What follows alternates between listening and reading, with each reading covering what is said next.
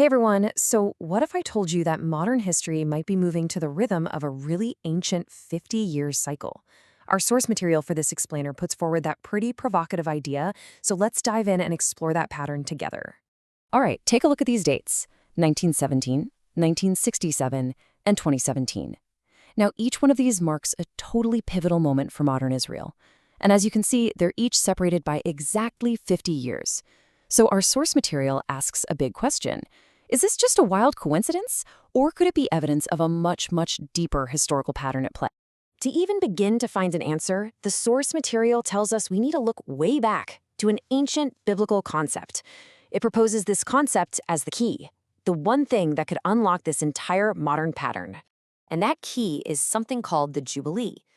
As it's laid out in the book of Leviticus, the Jubilee, or the year of release, was the 50th year, a really profound time for restoration and mercy. It was basically like hitting a giant reset button for society. Land was returned to its original owners, all debts were forgiven, and captives were set free. The biblical text is super specific about this.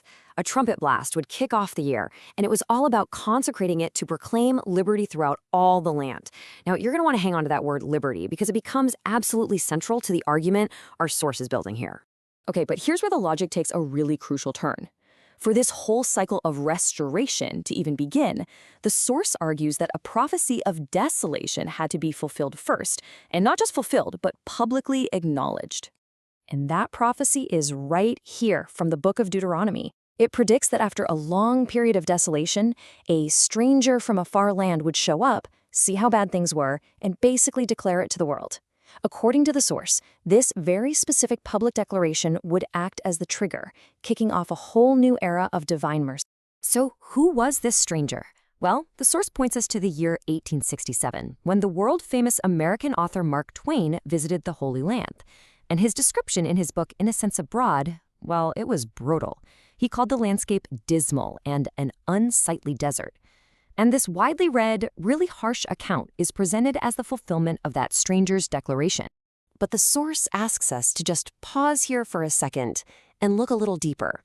Because, as we all know, Mark Twain was just a pen name. So who was the man behind the name, really? His real name was Samuel Clemens.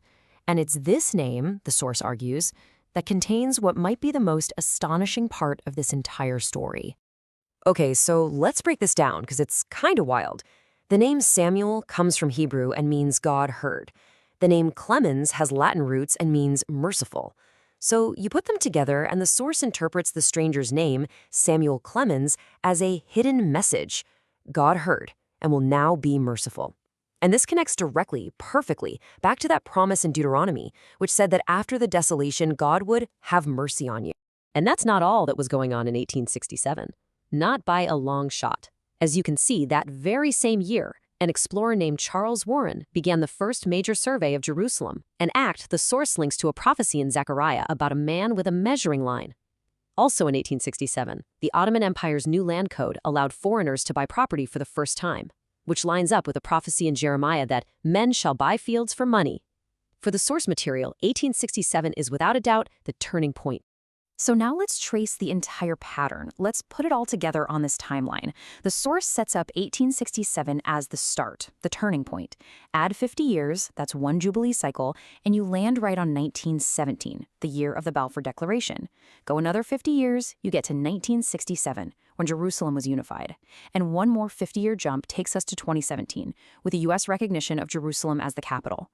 4 massive events, all separated by this ancient 50-year interval. It's pretty incredible. And this verse from Isaiah, well, the source presents it as the perfect thematic bookend to this whole cycle. It's a promise, you see, that the land will no longer be called forsaken or desolate, the exact word Mark Twain used, signaling a complete 180 from the declaration that kicked off this whole 150-year pattern. And so we're left with this final thought. The source material has laid out a really structured argument, connecting ancient prophecy, the hidden meaning of a name, and a precise 50-year cycle of major historical events. It's not demanding that you believe it, but it does leave us all with a pretty compelling question. When patterns from ancient texts seem to align so neatly with modern events, what does that invite us to consider about how we understand history, and maybe the hidden rhythms we might otherwise miss?